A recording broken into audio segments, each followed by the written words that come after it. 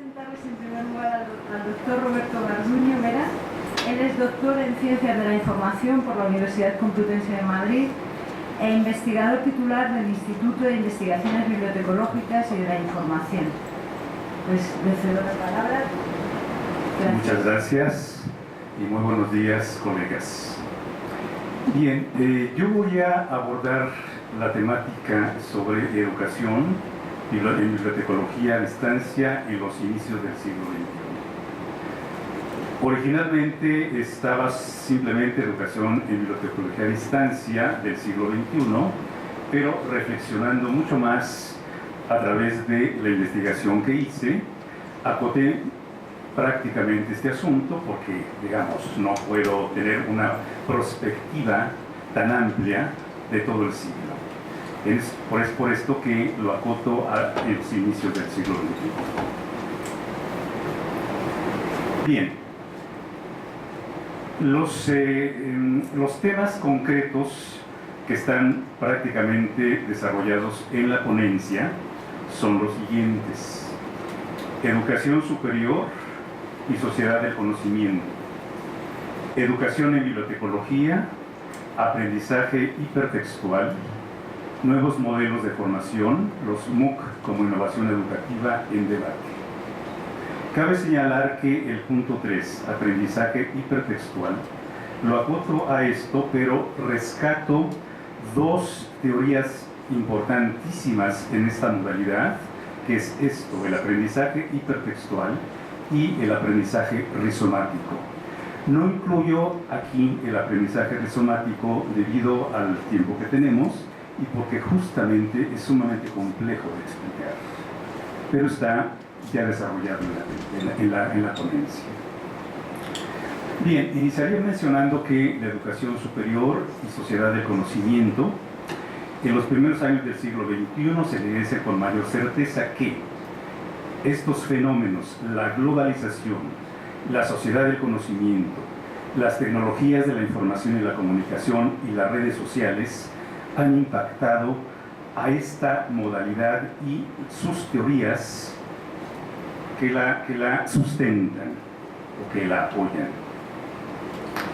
El término sociedad del conocimiento describe sistemas socioeconómicos en los que existe un importante empleo de ocupaciones relacionadas con la información y su difusión a través de tecnologías. Es por esto también que es muy relevante considerarlo en este entorno educativo. Al mismo tiempo, las tecnologías evidencian, entre otros fenómenos, los siguientes. La información es parte integral de toda actividad humana. El acceso y su uso se potencian a través de tecnologías de información y comunicación. Las tecnologías, por su flexibilidad, reconfiguran y modifican las estructuras de las organizaciones, los modelos educativos y los servicios de información, rasgos decisivos de una sociedad del conocimiento. Las tecnologías acentúan su convergencia en un sistema altamente integrado, lo cual es necesario en las sociedades del conocimiento. Esto naturalmente coincido plenamente con Castells. En este entorno, la bibliotecología enfrenta el requerimiento permanente de actualizar y diversificar sus campos de conocimiento, innovar sus métodos y técnicas de enseñanza-aprendizaje y continuar desarrollando investigación básica y aplicada. Lo anterior debido al requerimiento de profesionistas en información que integre competencias de conocimiento, actitudes y procedimientos para lograr el desarrollo de habilidades que prepare al bibliotecólogo para competir en un mercado laboral cambiante y competitivo.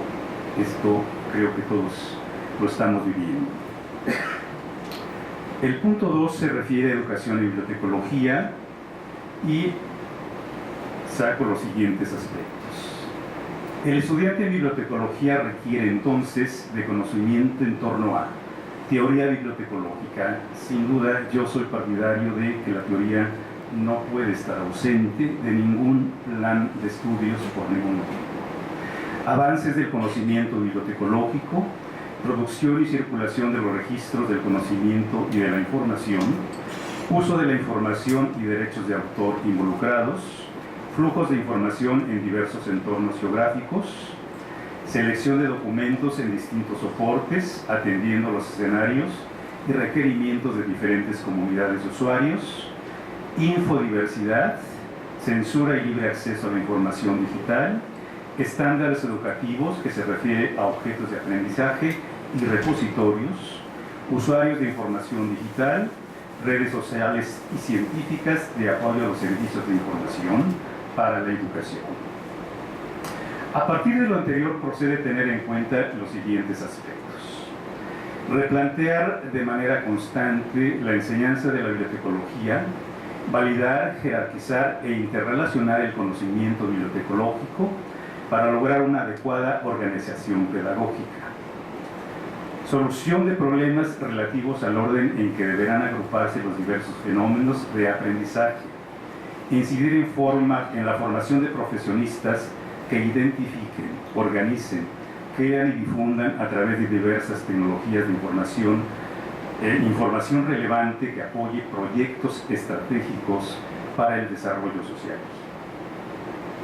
Lo anterior debido a que la influencia de la globalización, la sociedad del conocimiento y el desarrollo tecnológico exige a la bibliotecología la preparación de profesionistas con perfiles acordes a dichos fenómenos. En este sentido tiene vigencia la visión epistemológica de Sánchez y Pérez, basada en 4 saltos cualitativos. El primero va del documento a la información, el segundo del énfasis de los procesos de acceso y transmisión de la información, a un énfasis en los procesos de comunicación al servicio de los usuarios finales de la misma.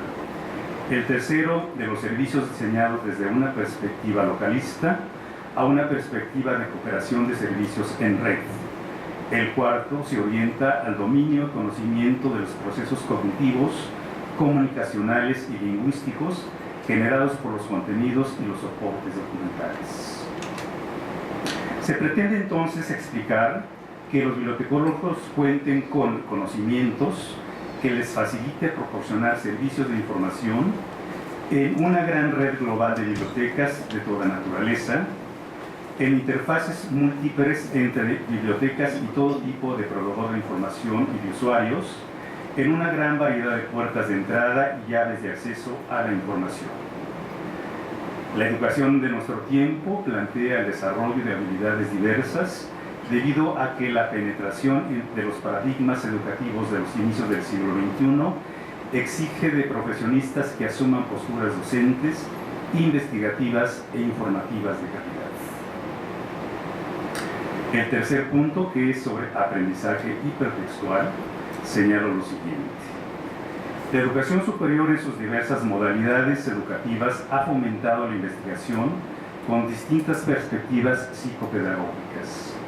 Un enfoque predominante ha sido el de las teorías del procesamiento de la información, donde se estudia la inteligencia humana desde una perspectiva funcional mediante estrategias que utilizan a los sujetos para resolver problemas.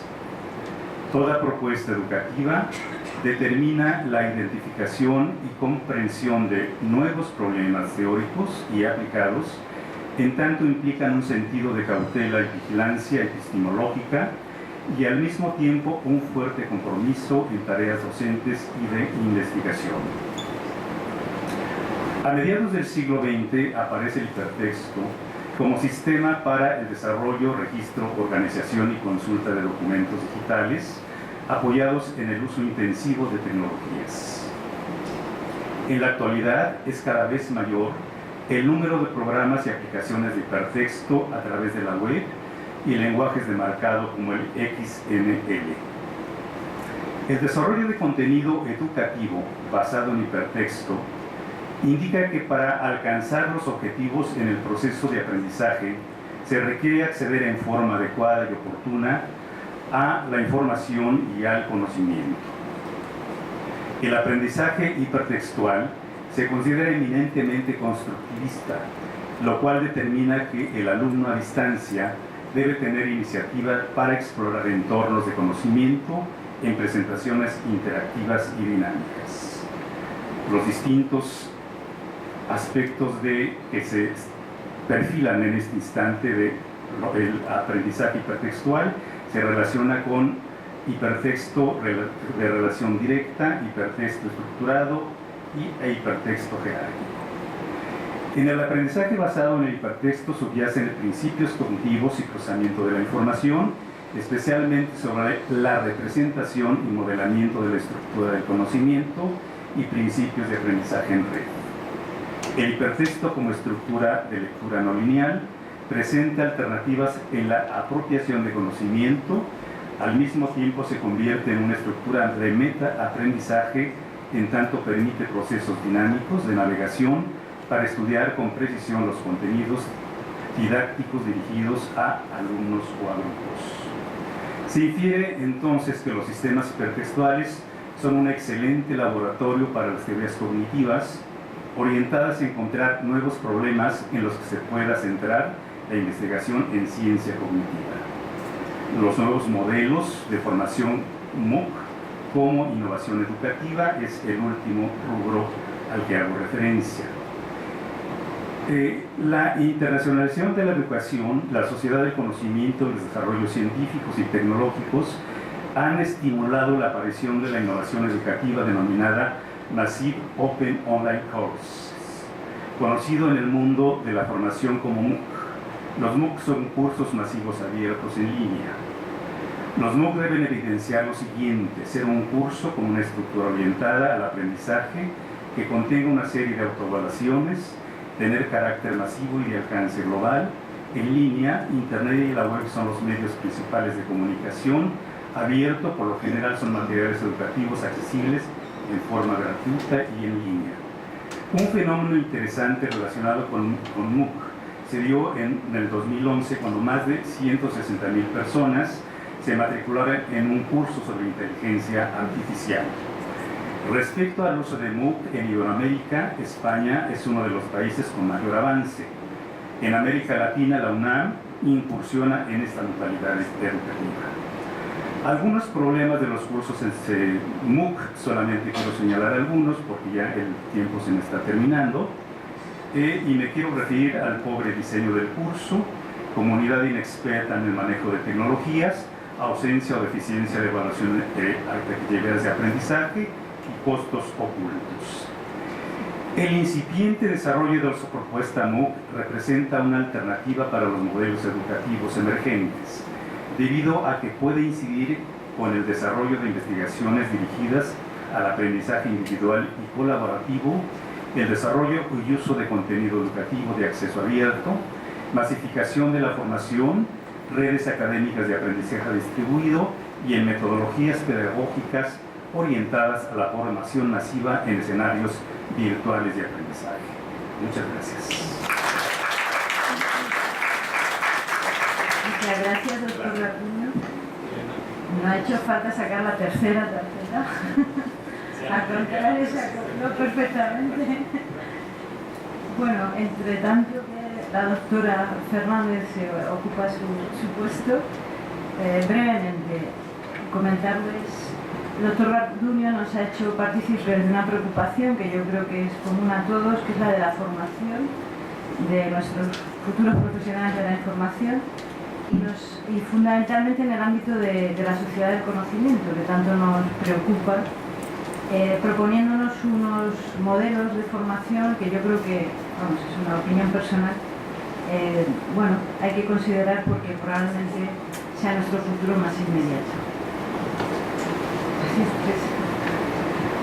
Bueno, a continuación está con nosotros la doctora Rosa María Fernández Esquivel, que es doctora en Bibliotecología y Estudios de la Información por la Facultad de Filosofía y Letras de la UNAM, investigadora titular del Instituto de Investigaciones Bibliotecológicas de la Información y presidenta del Comité Mexicano Memoria del Mundo.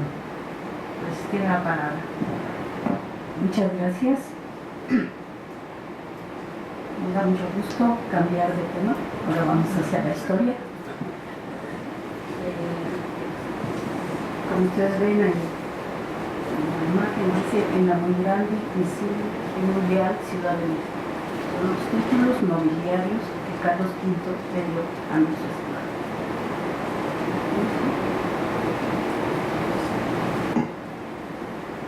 Como hay que hablar de métodos, pues bueno,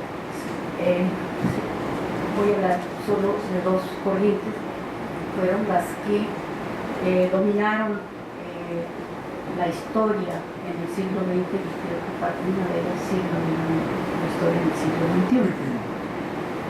El método histórico positivista de Charles Señobos y Charles-Victor Langlois y l'école des Annales con Lucien Febvre, Marc Bloch y Henri Jean Martin. De la primera corriente, Charles Señobos, fue el historiador de más reconocimiento y más peso. Él decía, el método histórico es el utilizado para constituir la historia. La historia estudia los hechos del pasado, la historia es pues la ciencia de los hechos humanos del pasado. ¿Cómo se puede conocer un hecho real que ya no existe? Si los actos que se trata de conocer no hubieran dejado ninguna huella, no sería posible ningún conocimiento de ellos. Estas huellas son documentos y el método histórico consiste en examinar los documentos para llegar a determinar los hechos pasados de que los documentos son la verdad hasta la última parte. Y nosotros trabajamos con documentos. Charles Señobos, sus libros más influyentes fue la Histoire politique de l'Europe contemporaine de 1897, en el que da énfasis a la historia política en lugar de los procesos sociales y económicos. Y fue maestro de Marcel Bloch. Por su parte, Charles-Victor Langlois escribió la introducción a los estudios históricos, y la reafirmación de la historia política y positivista que promulgaban sus autores. Tanto Langlois como Señobos son considerados los positivistas franceses de la historia. La Escuela de los Anales. Esta es la otra corriente que surge en los años 20 y los personajes que promueven este cambio o que van contra el método del Señobos y de Langlois son Lucien Febvre, Marc Bloch y Henri Jean Martin. Aquí los pueden ver. Yo, como soy fan de las fotografías, pues me gusta ponerlas cuando las hay. No conseguí una imagen de Henri Jean Martin. Es curioso porque es el más actual, murió en 2007. Estuve ahí metido con la Escuela de los Anales, promovida por Marc Bloch, que había sido alumno del Señobos, y Lucien Febvre, luchan contra esta escuela positivista y fundan en 1929 la revista Annales d'Histoire Économique et Sociale y proponen una nueva forma de historiar a favor de la pluridisciplina. Esta escuela propone que el libro debe estudiarse ya pasando al libro, porque toda su propuesta es para todo tipo de historia, pero ya pasando a nuestro campo, proponen que el libro debe estudiarse en todas sus dimensiones intelectuales, culturales, económicas, sociales, estéticas, tener en cuenta las personas, los talleres tipográficos, la edición de los textos. Fue el principio de una nueva mirada histórica que ha seguido renovándose. Sin duda se dice que la Escuela de los Anales ha dominado todo el quehacer histórico durante el siglo XX y yo creo que lo que va del siglo XX.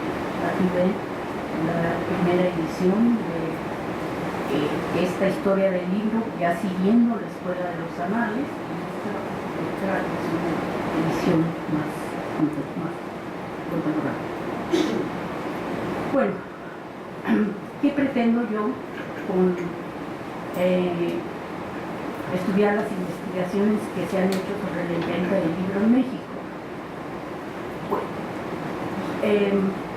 Mi campo de investigación es el conocimiento, la historia y la difusión del patrimonio documental de México.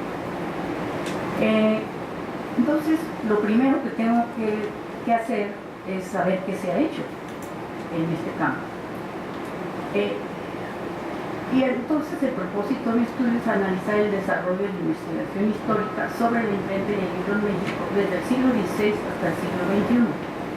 Y como primera acción, pues, se ha recopilado una bibliografía que comprende hasta la fecha 680 registros que se manejan en una base de datos. Esto lo ha hecho Manuel Ávila.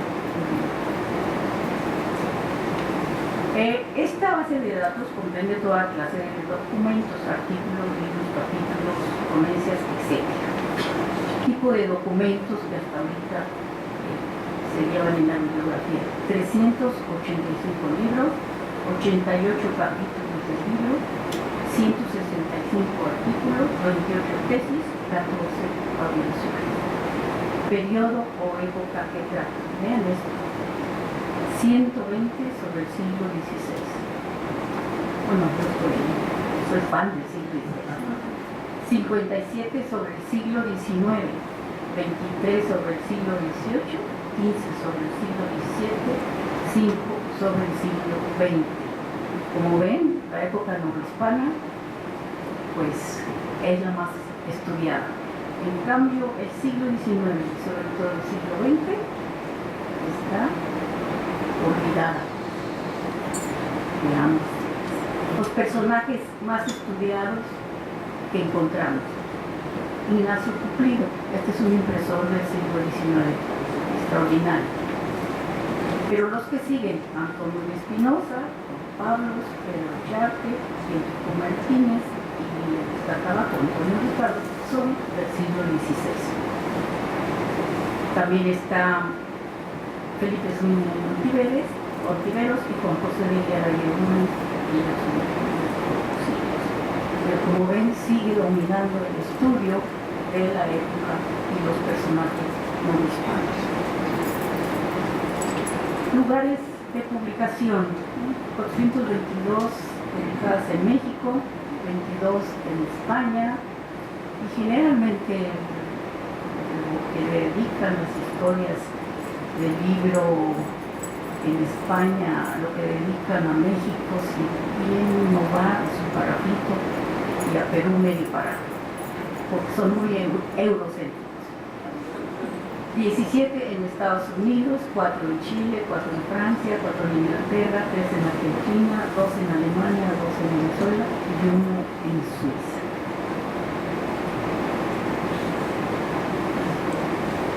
Pero vamos a ver ejemplos de lo que realmente se ha publicado sobre la historia del libro en 30 años.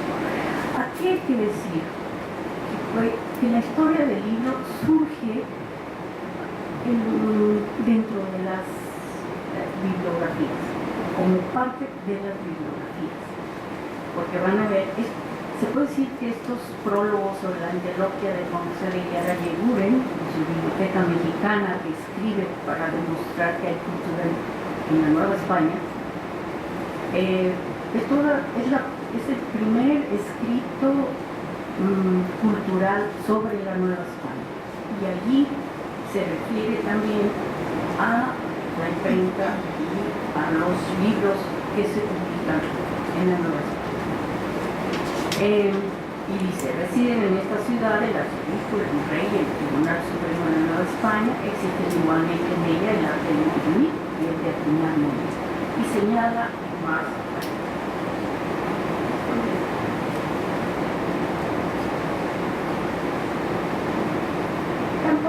Tampoco fueron ajenos los nuestros al cultivo de la ciencia política y político-legal, al de la crítica e incluso al de obras imaginativas. Pero nada trabajaron tanto como el estudio de las lenguas indígenas, notables por su gran número de dificultades.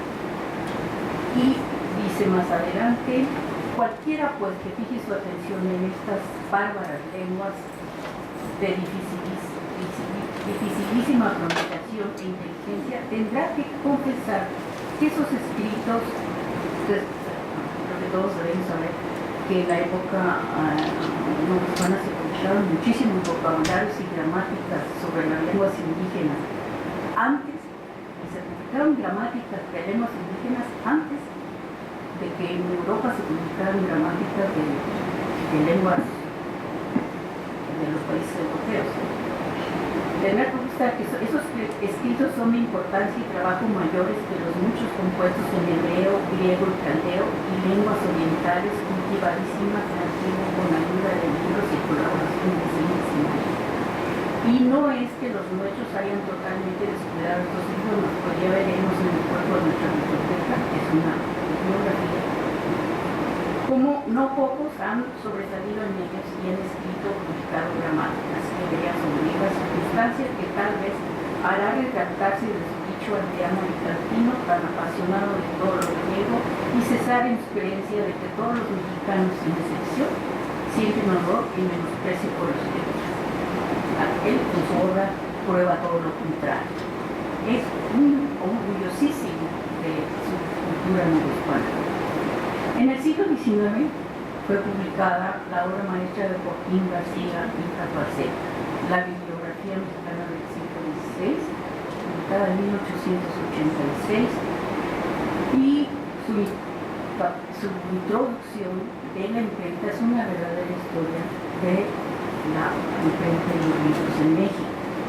Aquí está, es mi libro. En el siglo XX ya aparecen la imprenta en México, 1821 de José Toribio Medina, Santiago de Chile, 8 volúmenes, lo cual prueba que la Nueva España fue el reino más rico de toda América en la producción de libros, más que Estados Unidos y más que cualquier otro país. La introducción que escribió don José Toribio Medina de 310 páginas es toda una historia de la imprenta en México. En el siglo XX también tenemos una interesante obra, no hay mucho en el siglo XX, pero bueno, las 200 notas de la Bibliografía Mexicana de Genaro Estrada, que se publican en 1975. Son notas muy amenas sobre la historia de la imprenta en México. En el siglo XXI, perdón, por la no modestia, pero bueno, el libro mío, Los impresos mexicanos del siglo XVI, su presencia en el patrimonio cultural del nuevo siglo, 2009. Mi libro, las obras que he mencionado anteriormente, no sé si siguieron, pero yo creo que sí, lo escrito por Toribio Medina, pues las normas de la Escuela de los Anales, teniendo en cuenta todo esos campos referenciales de economía, de cultura, de sociales, etc. Pero el mío sí sigue esta norma de la Escuela de los Anales y los criterios de selección del programa Memoria del Mundo de la UNESCO. Por cierto, aquí está el papá de Memoria del Mundo con nosotros, gracias. Y bueno, esto ha servido de modelo para hacer estudios sobre impresos del siglo XVII, XVIII y también del XX. El último estudio publicado es la tesis de Daniel Elvira Luna, la semana pasada la presentó. La producción editorial de Gabriel Fernández Ledesma, Francisco Díaz de León, Miguel M. Elvira y Josefina Velázquez de León, su organización bibliográfica y su valor patrimonial. Es un modelo para el estudio de la imprenta y el libro en México. Aquí está un capítulo de la historia de esta tesis, el primer capítulo, que muestra estos maravillosos libros de la primera mitad del siglo XX que ya no se ven en este país. A tiempo agotado, yo ya terminé. El estudio, aquí otro este ejemplo de un capítulo, un libro publicado por este editor, Gabriel Fernández Ledesma, y pues con esto termino solamente diciendo que falta mucho por hacer, nos falta mucho por estudiar el siglo XIX, el siglo XX, y por qué es importante saber lo que se produjo, porque así podemos conocer lo que se produjo y lo que existe hasta lo que ha llegado hasta este momento, porque así sabemos el patrimonio documental que se ha producido y que hemos conservado. Muchas gracias.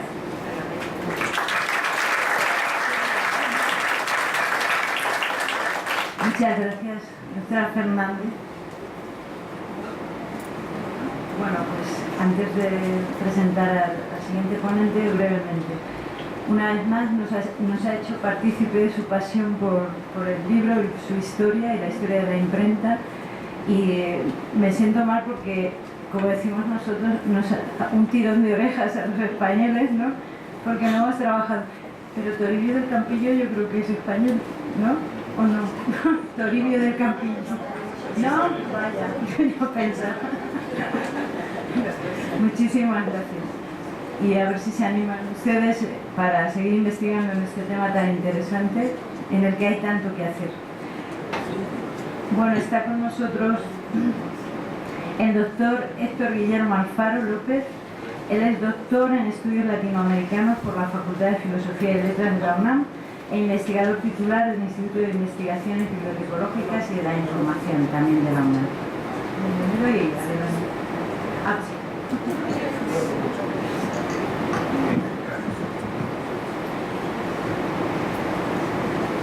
Bien, haciendo nuevamente un cambio de temática, como decía la maestra María, en esta mesa que, como podrán ver, es bastante miscelánea, saltamos de un lado a otro alegremente.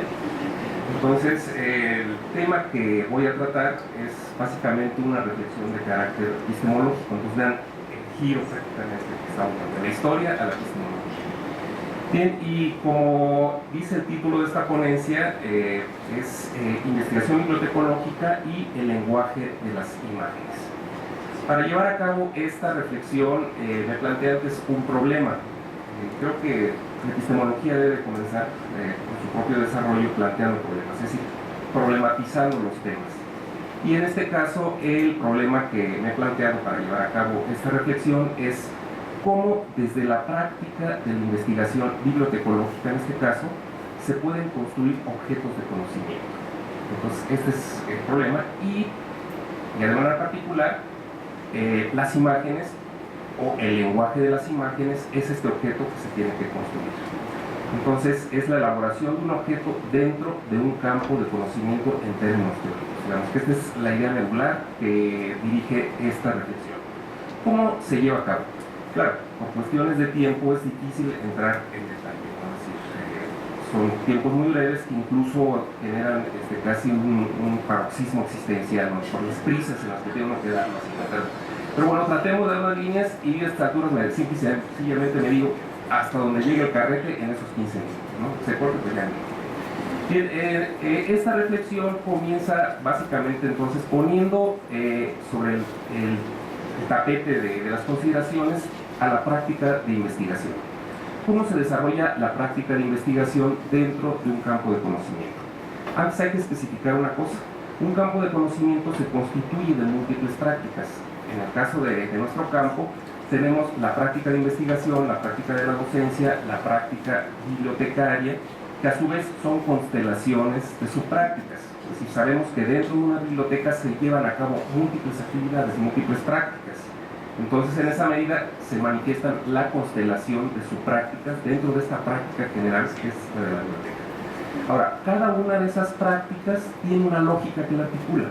No es lo mismo la forma en cómo se desenvuelve la práctica bibliotecaria, con sus múltiples prácticas, repito, como lo es la investigación. Ahora, ¿cuál es la lógica que articula a la práctica de la investigación?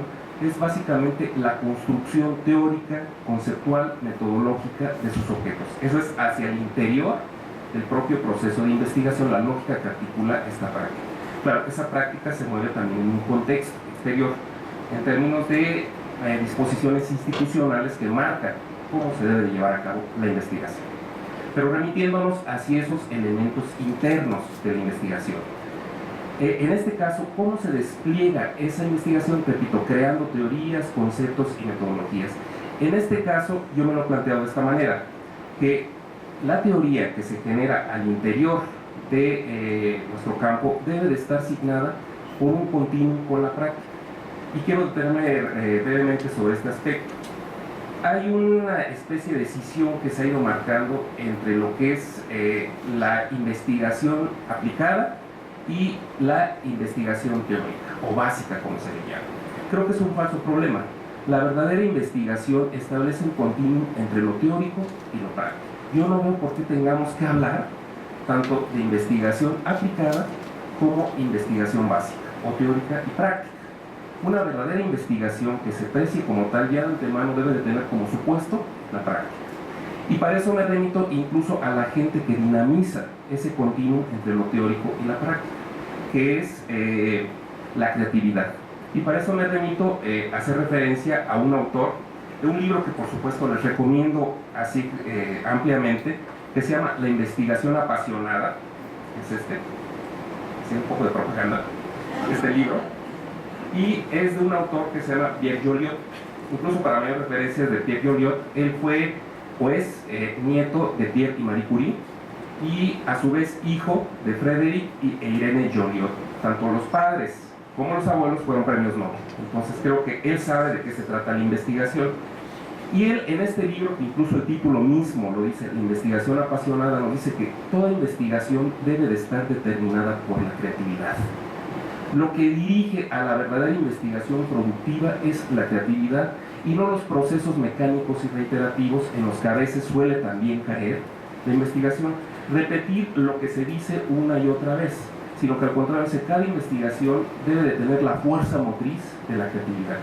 Si una investigación es creativa, y también lo señala, y eso hay que considerarlo, dice, la creatividad no es imperativo de los grandes investigadores, de los investigadores que revolucionan, sino de todo el corpus de investigadores, desde los que hacen los grandes proyectos más ambiciosos hasta los proyectos más particularizados. Toda la actividad de investigación debe de estar determinada por la fuerza de la creatividad. En la medida que se implementa este elemento de la creatividad, se establece, digamos, de manera ya inercial el continuum entre teoría y práctica.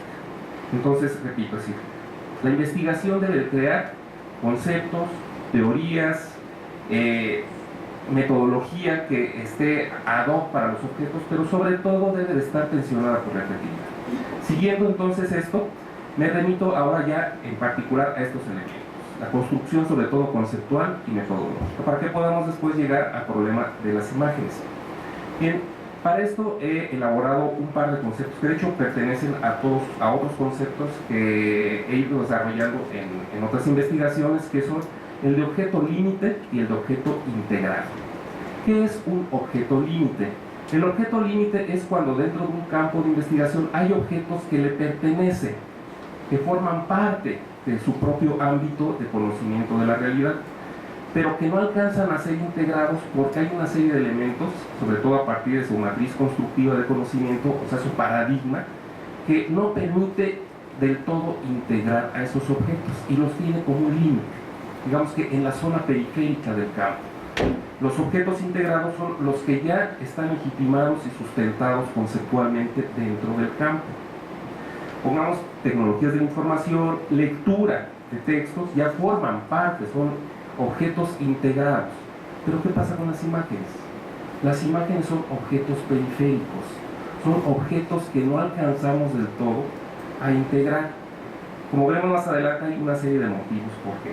Ahora, eso en cuanto a los conceptos para tratar de ir haciendo legible este objeto que son las imágenes. Ahora, la cuestión metodológica. Debemos hacer antes una reflexión de carácter metodológico para acceder a estos objetos. ¿Qué pasa con la metodología? Y esto hay que señalarlo. Muchas veces hacemos una confusión entre lo que es el método y la metodología. La metodología es la reflexión sobre los métodos. Y esa reflexión implica cuáles son los alcances, cuáles son los límites, posibilidades, formas de hacer métodos. El método como tal ya es el orden procedimental, el orden práctico. Es cuando ya se elige un método y se aplica como tal, pero ese método debe de estar precedido por la reflexión. Y esta reflexión obviamente obedece también a las características del objeto sobre el que se va a implementar. Como un ejemplo, la reflexión que se tiene que hacer respecto a un método básico en el conocimiento de las imágenes o de la lectura de imágenes, que es la iconología. Cuando se implementa este método, y sobre todo algunos sectores, y esto hay que ver que quienes han tenido a bien implementarlo son los documentalistas. Los bibliotecólogos todavía no se atreven a hacer uso de estos métodos porque consideran que son propios de la historia del arte, que no les pertenece. Pero en cambio los documentalistas hacen uso de la semiología, de la iconología, pero este uso también debe ir precedido, y aquí por eso puntualizo una cuestión metodológica, de la reflexión sobre ese método. ¿Qué tan pertinente es para la aplicación del conocimiento dentro de la bibliotecología para las imágenes? ¿Qué tanto se les debe utilizar? ¿Qué tanto se les puede combinar en términos de combinar la iconología con la semiología? ¿Sí? Entonces, esto es lo que nos permite la metodología. Entonces, ya tenemos en este acercamiento a este objeto, a la construcción de este objeto, la forma en cómo se elaboran los conceptos. En este caso, ya señalo dos conceptos. Detrás de eso, estos elementos de creatividad y, por lo tanto, ya el método o la reflexión metódica para el objeto. Vayamos sobre el objeto. El objeto, sobre todo, que en este caso son las imágenes, y como yo lo había señalado, es un objeto límite, que se encuentra en los límites del campo. ¿Cómo puede irse integrando? ¿Cómo puede irse integrando este objeto? Creo que aquí es pertinente también recurrir a una disciplina ascendente, que prácticamente a través de los 90 hasta la fecha ha ido cobrando auge, que son los estudios visuales. Los estudios visuales han puesto de manifiesto, y bueno, hay que también señalar que los estudios visuales se le considera como el ala visual de los estudios culturales. Y hay un elemento básico en cuanto a los estudios visuales, que nos dice: las imágenes que se producen hoy en día son más que las que son de carácter artístico. Se producen más imágenes para informar de múltiples cosas que las imágenes de arte. De hecho, las imágenes de arte que todavía en algunas décadas atrás eran las imágenes privilegiadas, hoy en día incluso ocupan un pequeño sector de la producción de imágenes globales. Las imágenes de otro tipo, publicitarias, cinematográficas, documentalistas, en fin, digamos, sin la consideración artística, son las que más se producen. ¿Qué nos está diciendo esto? Que el grosor de la información que se produce en las sociedades contemporáneas es de carácter visual. Tengamos también presente que esto está haciendo que las sociedades contemporáneas, las sociedades actuales, estén determinadas por la visualidad.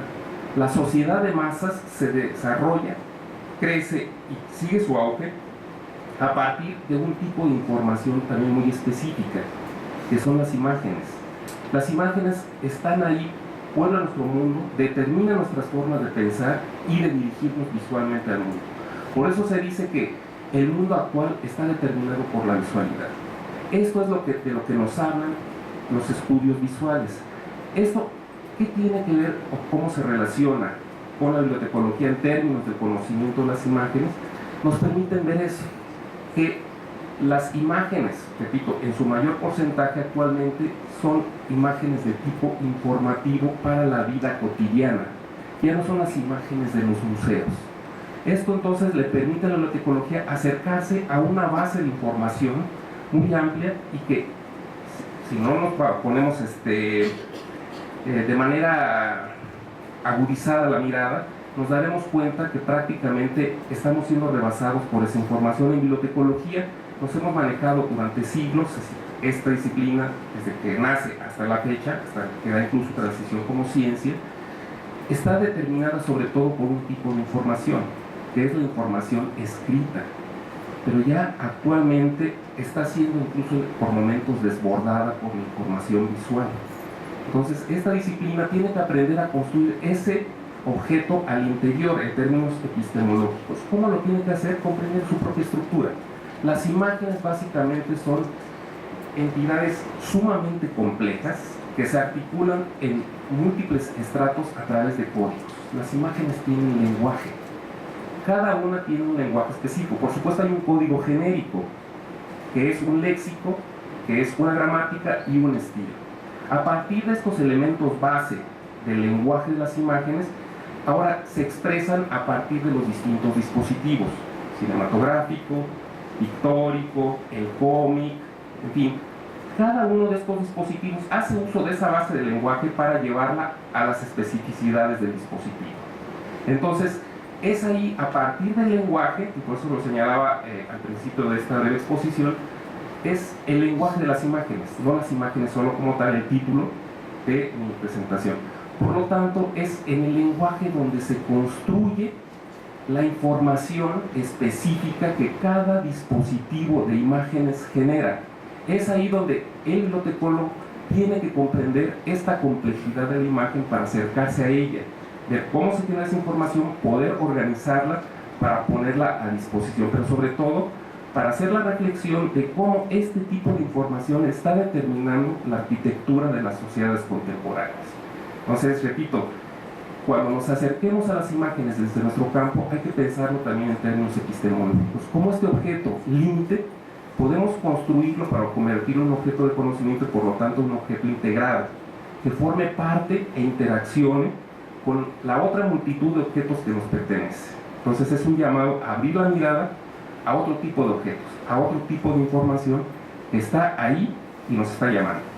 Porque las imágenes ya no son solo objetos visibles, sino que, valga la paradoja, son objetos que también nos están viendo a nosotros.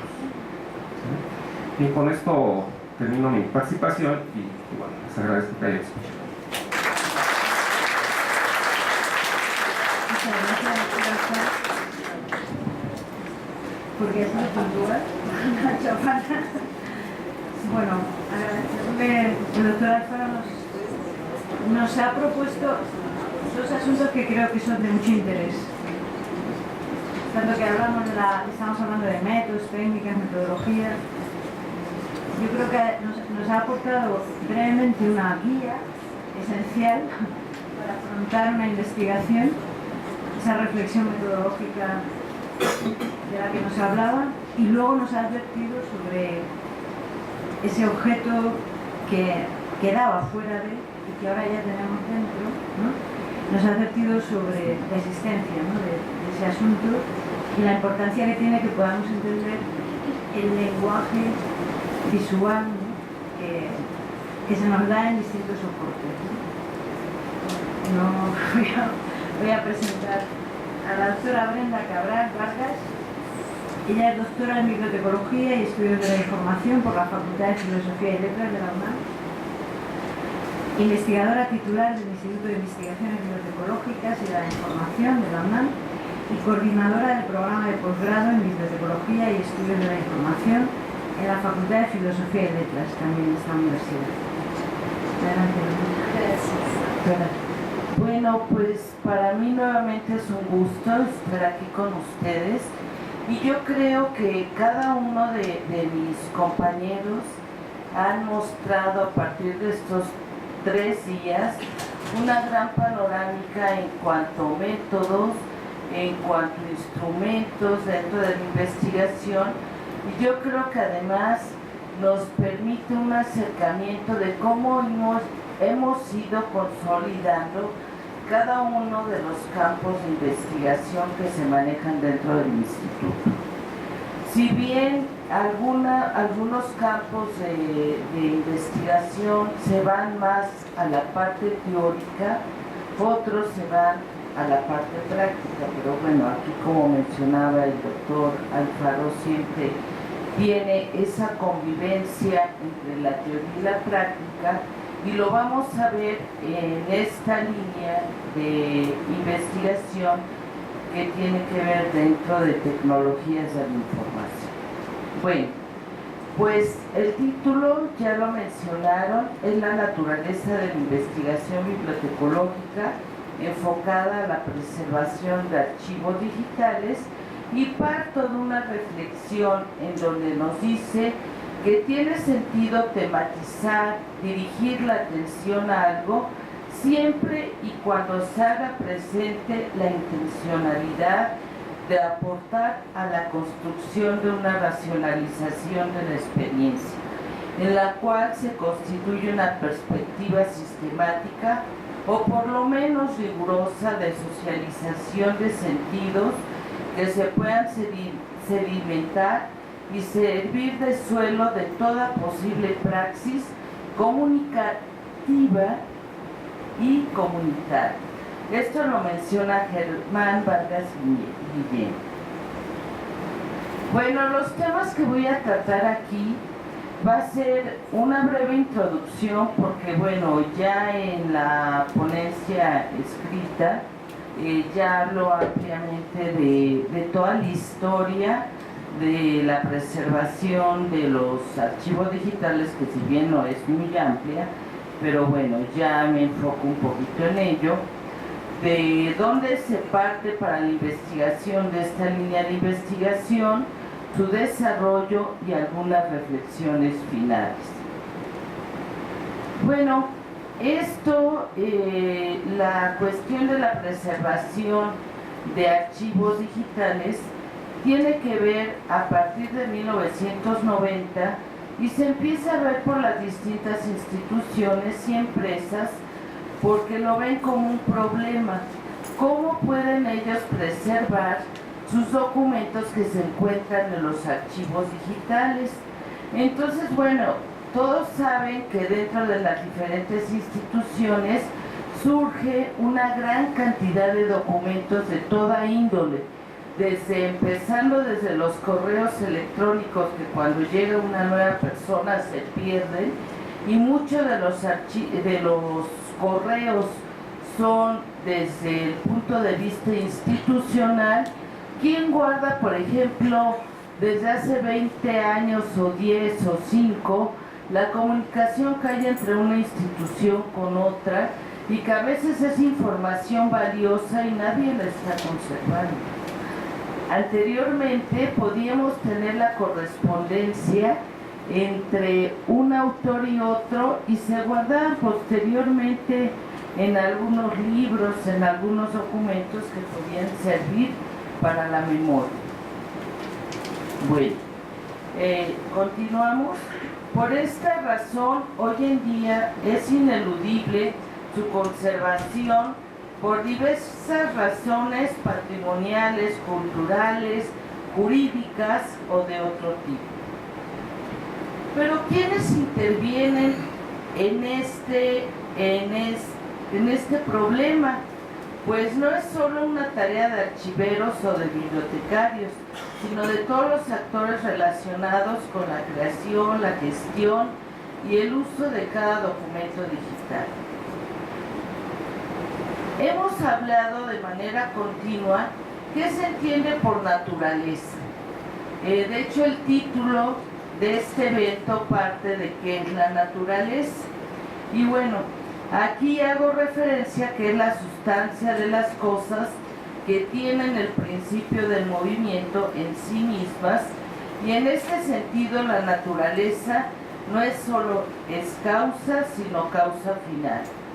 Y la naturaleza comprende tres conceptos coordinados que tiene que ver con como causa eficiente y final, como sustancia o esencia necesaria y como totalidad de las cosas.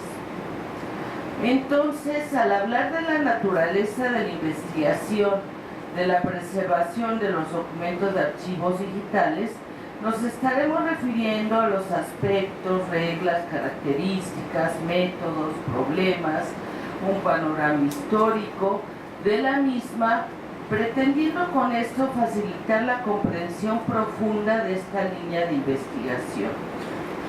Y bueno, partiendo de algunas cuestiones que ya nos había dicho Piaget y que algunos también han retomado en alguna de sus ponencias, él parte de 5 preguntas disciplinarias fundamentales.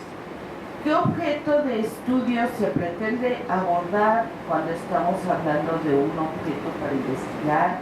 ¿Qué métodos, qué procesos de validación social se requieren para contextualizar los desarrollos o aportaciones en este caso a la bibliotecología y en particular a mi línea de investigación, cuál es la historicidad de dicha temática y cómo es su enseñabilidad. Bueno, aquí se ve que el objeto de estudio que tiene que ver con la preservación de documentos y o archivos digitales y cómo lo delimitan sus diversas tendencias. Vemos que desde la década de los 80 se cambió el enfoque. Anteriormente se pensaba que había que conservar el archivo como tal porque integraba todo el documento, o sea, toda la serie de documentos que tenían relación con algo. Sin embargo, cuando ya pasamos a un enfoque o a la parte digital, ya no se ve esta parte de integración como algo fundamental, sino ya se ve a la información como importante. ¿Cómo se va a accesar a esa información independientemente de en dónde se encuentren? Finalmente, cuando estamos hablando de acceso a la información, de recuperación de la información, si hablamos de un documento digital, queremos saber dónde lo vamos a encontrar dentro de la web, la dirección o de qué manera lo podemos recuperar. Pero sin embargo, ya no pensamos en un archivo, que tenemos que acudir a un archivo para sacar un documento que nos interesa, sino leer la información como tal. ¿Qué requiero yo en ese momento? La información. Claro está, de un documento validado, de un documento que vamos a ver, de un documento digital, qué partes tenemos que ver ahorita a continuación. ¿Qué pasa cuando cambiamos este nuevo enfoque? Que se incluyen nuevas variables para ser estudiadas y cómo influyen en la preservación de este tipo de documentos. Entonces ya se tiene que ver otros fenómenos o otros problemas para ser estudiados, que tiene que ver con la parte que yo les decía de la autenticidad, de la fiabilidad, de la exactitud, para ver si realmente el documento al que estamos acudiendo pues fue el documento original el cual nosotros queremos analizar. También tenemos que ver fenómenos como la obsolescencia tecnológica y cómo afecta a estos documentos digitales incluidos en los archivos. Tenemos que ver los accesos a los documentos digitales, la distinción entre archivo y documento archivístico, el análisis forense digital que tiene que ver con la exactitud y la integridad de los documentos digitales. Y bueno, otros conceptos más que son muy importantes y que pueden ser problemas de estudio para futuras investigaciones. Yo quiero mencionarles también, porque estamos hablando de la naturaleza de la preservación de archivos digitales, que esta investigación también ha llegado a ver en cuanto a qué tesis han abordado dichas temáticas, porque si nosotros queremos conocer la naturaleza, también queremos ver la parte de enseñabilidad, que era lo que también Piaget nos indicaba. Y bueno, en esta parte, ¿qué tanto estamos formando los recursos en esta línea de investigación? Aquí hay algunas tesis de maestría y doctorado, que de hecho fueron como 7 hojas y en cada hoja venían como 5, porque además hice un análisis de cada tesis, qué eran los temas que abordaban y qué métodos eran los que estaban abordando, de hecho, de esta temática. Y, por ejemplo, aquí la preservación digital, estrategias y marco legal en México. Es un tema en el cual nos está manejando una serie de metodología muy interesante. El total de tesis fueron 18. Aquí se manejan en las diferentes áreas y no nada más de la bibliotecología, si se fijan, Aquí también se ven 2 en ingeniería en computación y una en conservación y restauración de bienes. ¿Sí?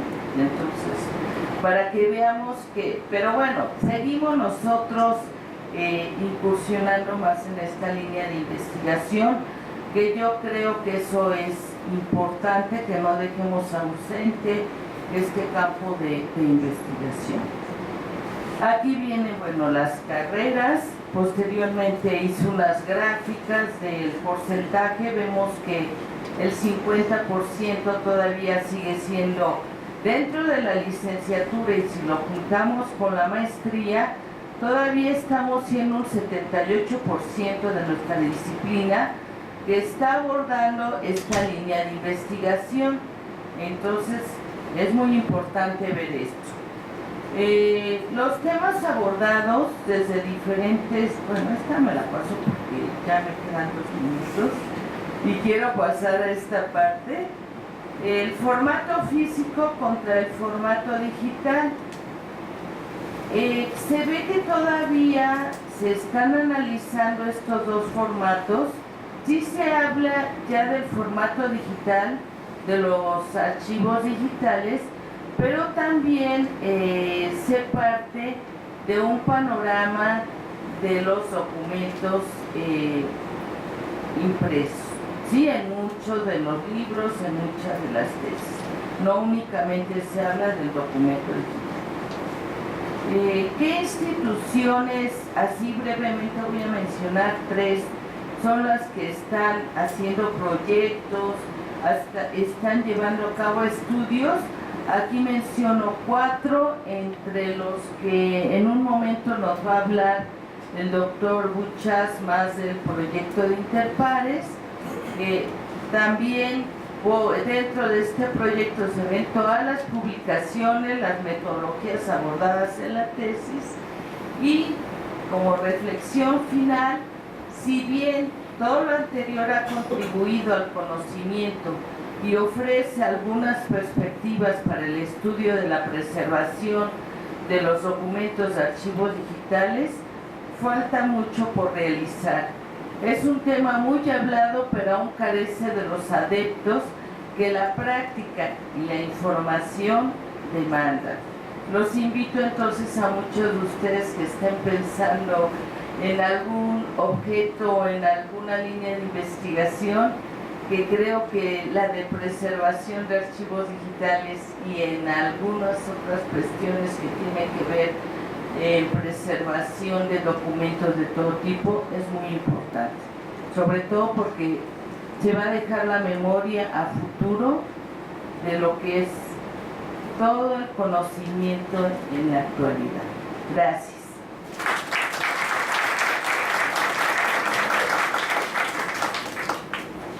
Muchas gracias, doctora Brenda. Yo creo que es... cuidado.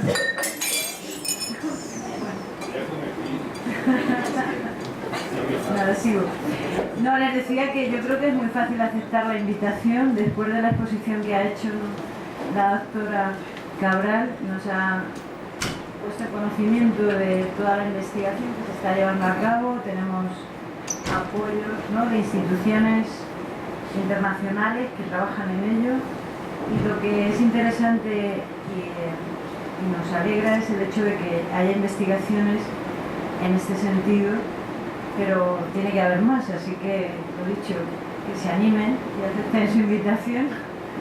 Bueno, seguimos en nuestro orden.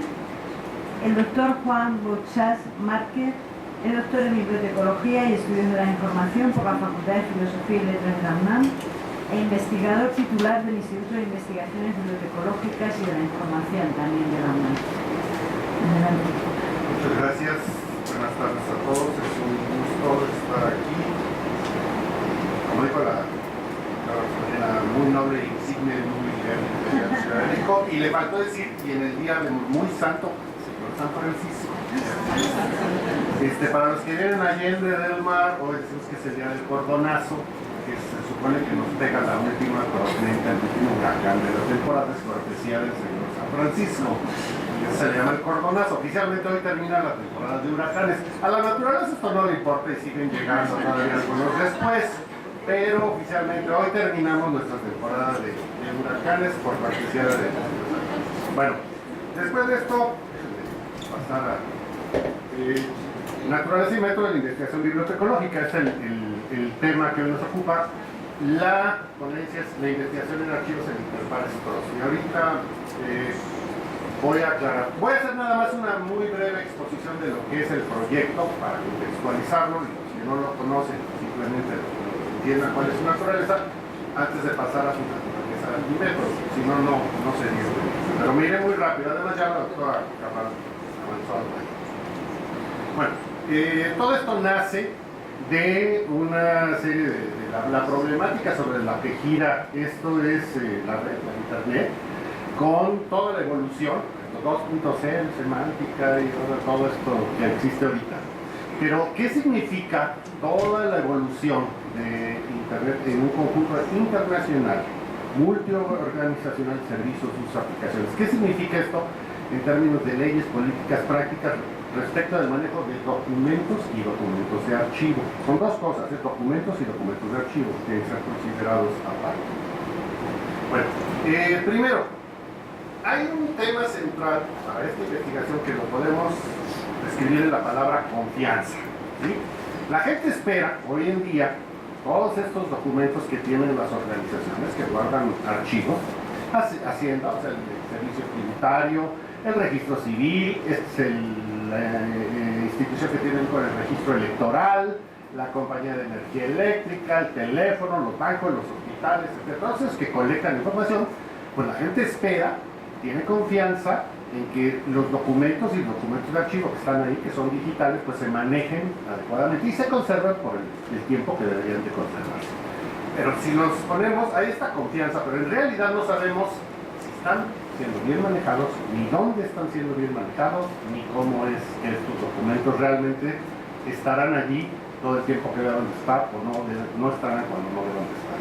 Entonces hay un problema aquí de confianza. Las organizaciones se preocupan ya por una responsabilidad que no sabían ni que estaban adquiriendo. Todos estos que guardan datos de repente dicen, ¿cómo los voy a guardar? ¿Cómo los voy a conservar por mucho tiempo?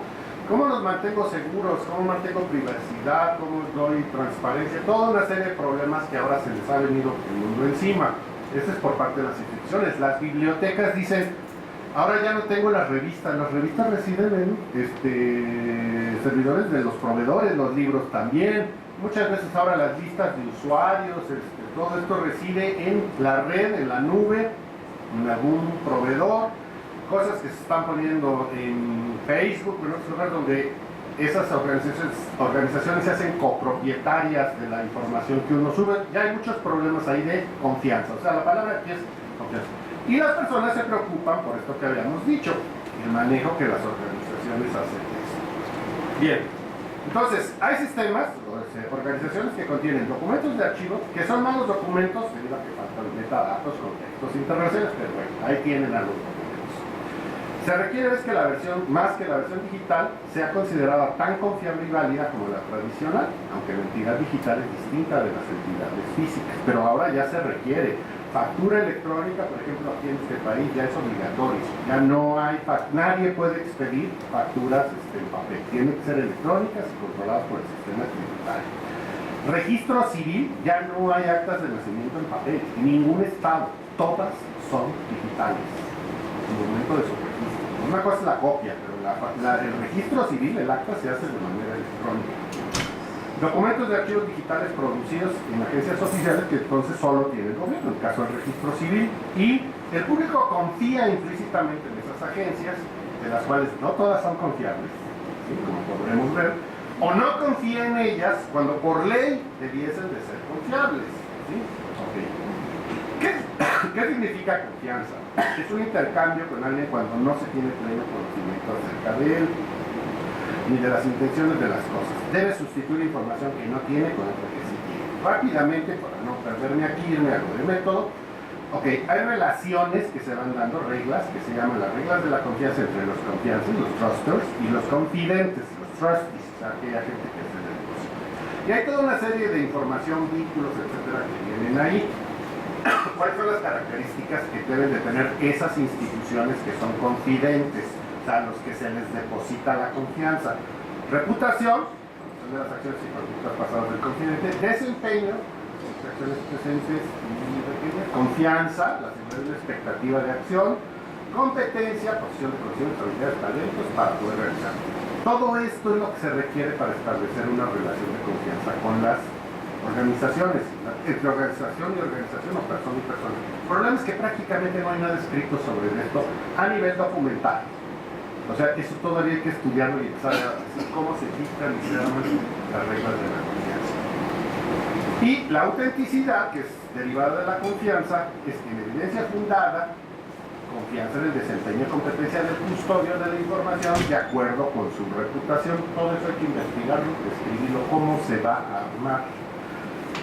Entonces, garantizar la autenticidad de documentos de archivo, ¿sí? En instituciones que tienen responsabilidad, rendición de cuentas, transparencia, marco de referencias, políticas, procedimientos. Esto es lo que hay que estudiar y de lo cual prácticamente no se ha escrito ni se ha estudiado nada. Este es el objeto entonces de la investigación. Y es lo que se llama crear un balance de confianza, es decir, entre la confianza que damos y la credibilidad de las instituciones. ¿Cómo deben de ser las instituciones? O sea, los depositarios dignos de confianza. ¿Cuáles son esos atributos, características, reglas y procedimientos? Eso es lo que se va a investigar. Y entonces, esta es la investigación Interpares Trust. Esta es una continuación de las fases anteriores. Esta es totalmente nueva, no tiene que ver con lo que se ha dicho en otros lugares. Y entonces lo que se quiere hacer en este proyecto, en esta fase del proyecto, es redes de políticas, procedimientos, regulaciones, normas, legislación relacionadas con documentos y documentos de archivos digitales depositados, transmitidos en la red.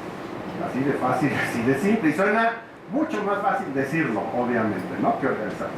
Y se llama Trust, y ahora voy, ¿por qué el anglicismo? ¿Por qué no le pusimos directamente? Porque Trust aquí en esta investigación significa, por un lado, confianza, que es el término central alrededor de cualquiera, toda la investigación, pero también tiene que ver con la organización en sí, la estructura del proyecto, que es un trust, es un consorcio, es todo un conglomerado. Entonces, a la vez es un consorcio y a la vez es el tema, trust, pero entonces por lo mismo no lo tradujimos, porque entonces se queda así.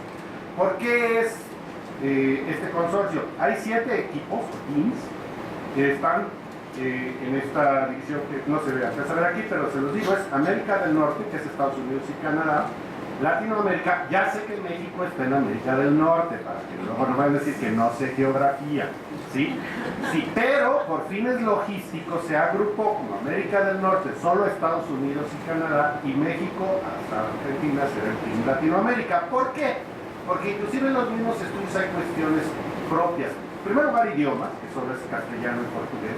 Segundo, cuando se metan todas las cuestiones legales, etcétera, en Estados Unidos y Canadá se trabaja con derecho consuetudinario, mientras que de México a Argentina, el ambiente de estudio de las cuestiones legales, todo es derecho romano canónico, y entonces se pueden hacer las afinidades. Si queremos hacer estudios con cuestiones legales, tengo que ver el punto de vista romano canónico de México con el punto de vista del derecho consuetudinario anglosajón. No quiere decir que no se pueda, simplemente va a ser más complejo. Por eso es que se hizo así. El IBI, o sea, aquí estamos coordinando el equipo de Latinoamérica. ¿Sí? Europa, obviamente hay un equipo europeo, un equipo de Asia, otro de Australasia también dividido de la misma forma por cuestiones geográficas y de distancia, África, y es multiorganizacional por las organizaciones internacionales. Todo esto lleva algo así como 70 instituciones, 60-70 instituciones de todos estos países, y más de un centenar de investigadores, coinvestigadores, colaboradores, porque se va a trabajar en muchos ámbitos.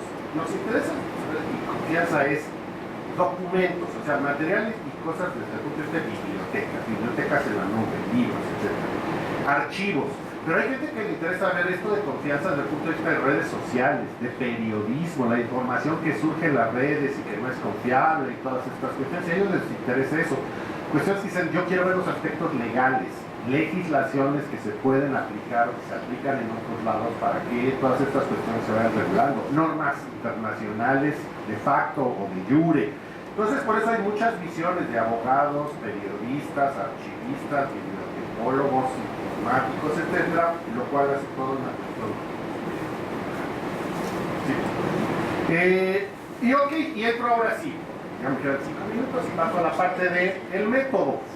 Este es un proyecto transdisciplinario, y porque no puede serlo precisamente por todo esto que acabo de mencionar. Y ahí está, ¿no? Una definición. O sea, no es un proyecto monodisciplinario, o sea, no se ve solo desde el punto de vista de ecología, archivística, etcétera, sino que muchas visiones de muchas disciplinas, más allá y entre todas las disciplinas. O sea, por definición, si todo proyecto transdisciplinario es a la vez disciplinario, interdisciplinario y multidisciplinario. O sea, todas esas visiones están aquí porque la complejidad del proyecto nos lleva a un método de estas características y por tantas personas de distintas formaciones que participan en el proyecto. Y aquí sí, entonces vamos a hablar de este proyecto con una cuestión transdisciplinaria. Y rápidamente, estas son las preguntas de investigación. ¿Sí? Las dejo ahí un momento, después tendrán acceso a ellas. Son las preguntas. Pero me voy más que a esto, los objetivos, ya también mencioné un poco de ello. Fundamento para relaciones de confianza entre personas y organizaciones que guardan documentos y documentos de archivo, credibilidad de datos y documentos de archivo entre la interacción de personas y organizaciones, y un esquema supranacional, es decir, que sea general, donde pueda haber de países o sectores que sirvan para guiar desde cosas de contratos, o sea, algo tan simple. ¿Cómo debe ser un contrato aquí en la biblioteca? Un archivo debe hacer con un proveedor de servicios en la nube. ¿Qué le garantiza que las cuestiones son confiables? Hoy en día, ¿dónde reside tu información? ¿Sabe? ¿En Hong Kong, en Hawái o en la Patagonia? ¿Por qué? ¿Quién es el dueño de eso? ¿Cómo me garantiza su permanencia? Recuerden el caso MegaUpload, nomás para tener ahí un ejemplo de cosas que pueden suceder y no están reguladas. Es parte de lo que se quiere hacer, ¿no? Contratos tipo, recomendaciones tipo de qué debe de estar o qué no debe de estar. Marco teórico, ahora sí entrando al método, pues es todo esto. La teoría archivística y diplomática, la teoría basada en recursos, la teoría de gestión de riesgos, la teoría del diseño, ¿sí? La interacción humano-computadora, la teoría de lo que se llama ahora análisis digital forense. Entonces, ¿qué es lo que se llama digital forensics? Que es la evaluación de documentos que se extraen de los equipos para ver su posible autenticidad o no. Teorías de medición y cálculo. Y la psicología, simbología, presentación y construcción de etiquetas. Todo esto está aquí resumido, hay toda una serie ahí de documentos, ¿no? De cómo se fue estructurando todo esto. Y la metodología, o la reflexión acerca de los métodos, en un inicio es teórico totalmente porque hay que crear términos, teorías, etc.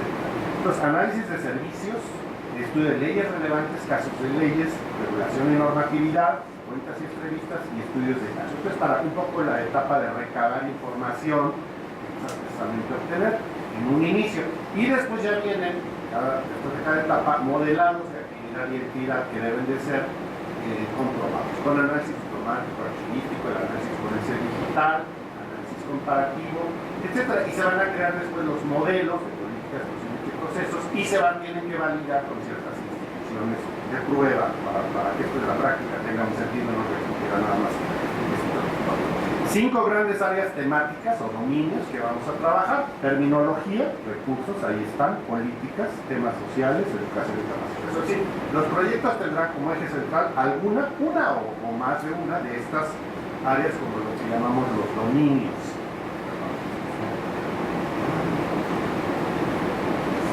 Son los dominios que están aquí. Aquí una lámina, hay esto es educación, temas, estos son dominios transversales, es decir, que son comunes a todos. Los dominios son en sí los documentos, la cuestión legal de todas estas cuestiones, las cuestiones de terminología, conceptos, epistemología, de todas las cuestiones de los documentos, etc. Como ejes centrales, cualquiera de ellos puede tener salidas hacia terminologías y educación, temas sociales, etc. Y al final, entonces, sí podemos, como resultado de estos proyectos de varios años, tratar de establecer nuevamente ese balance de confianza que se requiere para el uso de estas tecnologías de información con procedimientos como la textuales con recomendaciones para normas de legislación, procedimientos, etcétera, que regresen este balance de confianza que en este momento está muy cambiante. Y los cambios y el desarrollo de un esquema de confianza compartido. ¿Sí? Eso sería todo, con esto terminaría. Lo único es también reiterar la invitación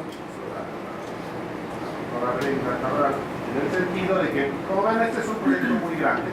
Simplemente aquí en América Latina estamos trabajando en instituciones en México, en Brasil, en Colombia y probablemente pronto en Chile. En Europa trabajan como 15, 16 instituciones en 4 o 5 países. En Estados Unidos y Canadá son como 30, 40 instituciones de esos dos países y así sucesivamente. Muchas universidades, muchas instituciones. Si alguna persona está interesada en trabajar en estas cuestiones de preservación de documentos de archivos digitales, ahora con este nuevo concepto, lo que había que decir cuando las instituciones tenían el control ya está dicho. Ahora es todo esto en la nube y con todo este nuevo balance que se rompió. Si hay instituciones interesadas, pues pueden, entonces, por supuesto, acercarse porque sí es, como ven, es un proyecto multinacional y multiinstitucional, entonces bienvenidas otras instituciones que quisieran desarrollar alguna cuestión. A lo mejor no nuestro team o no nuestro equipo si son de otras zonas geográficas, pero como proyecto pueden continuar. Muchas gracias.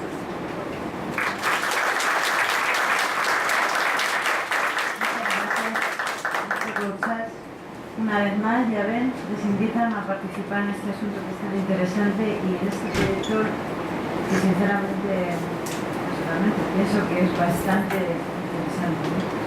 Creo que tenemos, o podemos decir que tenemos 10 minutos para... 10 minutos aquí para hacer alguna pregunta. Así que si quieren hacer a cualquiera de los miembros de... Buenos días. La miscelánea me ha gustado, o sea que me he perdido un poquito de Juan, pero bueno, ya había escuchado también algunas cosas. Porque ha habido de todo y donde hay de todo pues siempre hay bueno. Incluso la parte histórica, que uno lee también de cosas de la conquista. Bueno, mi pregunta es dirigida al doctor Alfaro.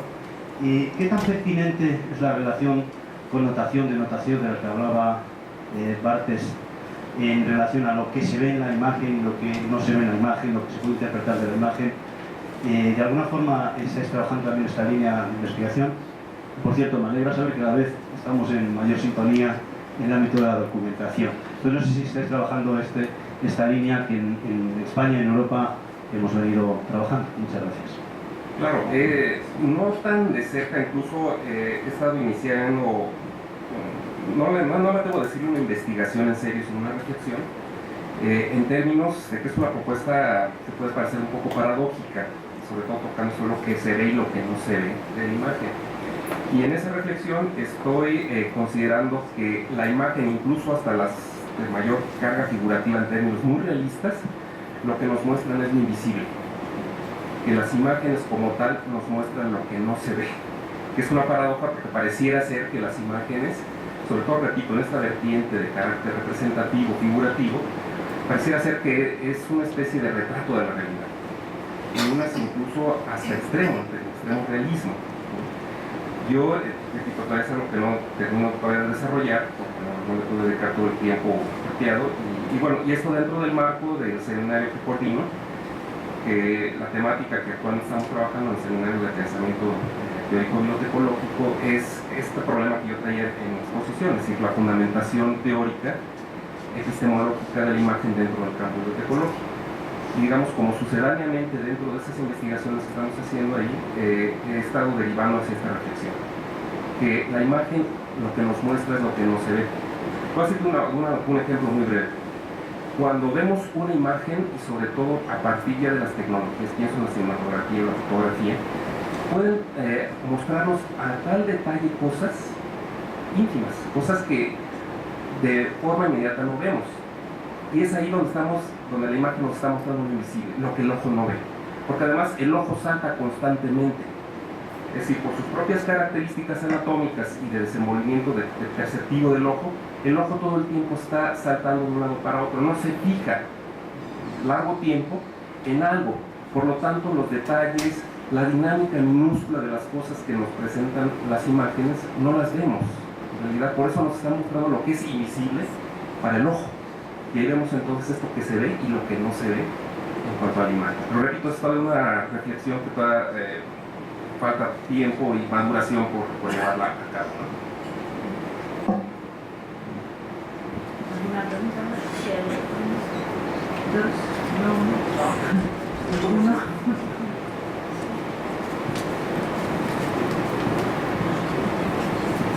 Me congratulo de que el Instituto de Investigaciones Bibliotecológicas esté estudiando ya la parte de la archivística. Y por otra parte, yo me imagino que dada la brevedad del tiempo, no pudieron, o no pudo la doctora Cabral hacer una conceptualización del archivo digital. Porque cuando decimos archivo digital, pensamos en un montón de archivos, ¿no? Y otra cosa que me ha llamado la atención de la exposición de usted es acerca de la información, dice, o sea, que los archivos ya no se ven como series documentales, sino que se ven únicamente como información. Y eso a mí me parece que no es exacto, ¿no? No importa que sea un archivo digital, siguen siendo un conjunto de documentos organizados metodológicamente y administrativamente, ¿no? Sí, en ese sentido. ¿Verdad? Sí. Bueno, ahondando en esto, qué bueno que se puntualiza más sobre este tema, porque realmente a lo que yo me enfoco, que como usuario cuando llega a buscar una información, él requiere en ese momento una información. Sin embargo, nosotros como organizadores de esa información, cuando estamos generando los metadatos y una serie de cuestiones que tienen que ver ya con la parte del objeto digital, sí se tiene que tomar en cuenta sobre todo la integridad del archivo. ¿Por qué? Porque, por ejemplo, si estamos hablando de los datos personales de un estudiante, si lo vemos descontextualizado el acta de nacimiento, pues queda sin información. Entonces, bueno, si lo vemos desde el punto de vista de nosotros como investigadores, tenemos que tomar esta parte, y a lo mejor sí por el tiempo hubo una mala información, o a lo mejor no mala información, sino que se entendió a lo mejor otra cuestión, y yo creo con su pregunta se está ya llegando al meollo del asunto, ¿no? O sea, se tiene que ver desde dos enfoques, desde dos miradas. Uno es como usuario y el otro sería como la persona que está organizando, que está viendo cómo integrar ese archivo, porque algo fundamental de ello tiene que ver con la integración de esos documentos. ¿Qué relación hay entre ellos dentro de este archivo? Lo vemos hasta en un cuadro de clasificación. ¿Qué relaciones tiene para poder nosotros saber dónde lo vamos a ubicar y en dónde podría ser más fácil recuperar? Gracias. Sí, yo quisiera agregar algo nada más en este sentido, porque sí creo que hay una confusión.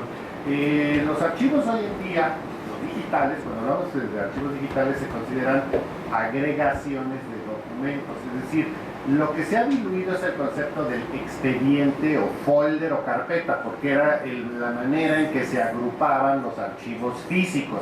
Y entonces uno iba a un expediente que era una carpeta físicamente encuadernada, y esa podría tener relación con otros, pero la unidad ahí era.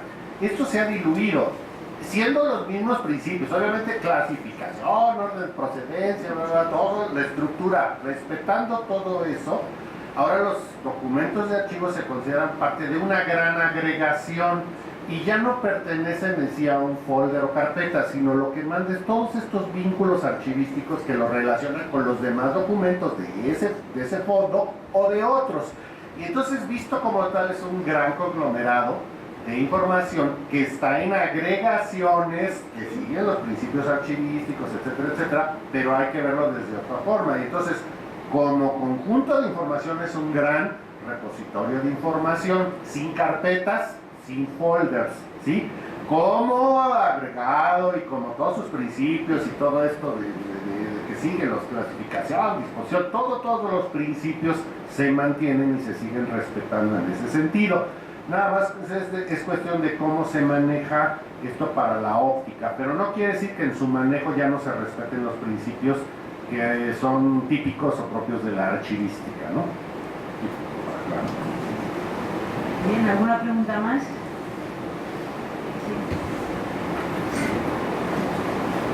Gracias. Esta sesión fue muy estimulante, interdisciplinaria, multidisciplinaria, y pienso que con la última presentación de Interpares Trust, tienen ustedes en su mano la memoria futura del mundo. Y pienso que hay dos temas que se conectan. El gobierno de Internet, quién manda Internet ahora, y los archivos del mundo. Hay un tsunami digital ahora, ¿verdad? Y no sabemos quién controla todo eso. Las cantidades de información digital se multiplican cada año. Y las empresas privadas que ahora se ocupan de la conservación del archivo digital no presentan todas las garantías de confianza, de publicidad, etc. Pienso que ese es un asunto muy importante y los gobiernos ahora, en mi opinión, no se preocupan bastante de ese asunto. ¿Quién? La secretaria de Canadá, en la Universidad de Columbia Británica, digamos así como la sede central, desde ahí se coordina todo, es la Escuela de Bibliotecnología y Documentación de la Universidad de Columbia Británica en la ciudad de Vancouver, precisamente ahí. Y de ahí vienen las coordinaciones regionales, ¿no? Por cada una de estas regiones que se había mencionado. En este caso la coordinación regional es aquí, o sea, es en el instituto, un servidor. Obviamente hay todavía a su vez coordinaciones por países. En el caso de Brasil está Claudia Lacom, que es la directora de preservación de los archivos nacionales de Brasil, y así sucesivamente, ¿no? Se hace como toda una pirámide para coordinar hacia abajo y luego recopilar hacia arriba todo lo que es. De hecho, de las fases anteriores puede verse la información. Todo lo anterior, las fases anteriores están tanto en el sitio de Interpares como una parte también importante en el sitio de aquí de IBI, en una pestaña de archivística, ¿no? Lo de aquí está en castellano, lo que está en Interpares lo hecho por nosotros, pero ya se publica todo en inglés, precisamente por cuestiones internacionales, ¿no? Pues ahí está trabajos malayos, ¿no? Entonces de repente sí hay trabajos en malayo, en su sitio propio de ese lugar, el nivel central es en inglés, ¿no? Bien, muchas gracias. Solo un comentario. Este maravilloso mundo digital que permite la información, la comunicación tan fácilmente, nos está llevando a una sociedad sin memoria. Porque ¿cómo se va a conservar lo digital? Gracias. Ahí queda la pregunta. ¿Sí? Bien. Bueno, me van a permitir que les haga entrega de las constancias a los miembros de esta ilustre mesa. En primer lugar, el doctor Roberto Garduño Vera, la doctora Rosa María Fernández Esquivel, el doctor Guillermo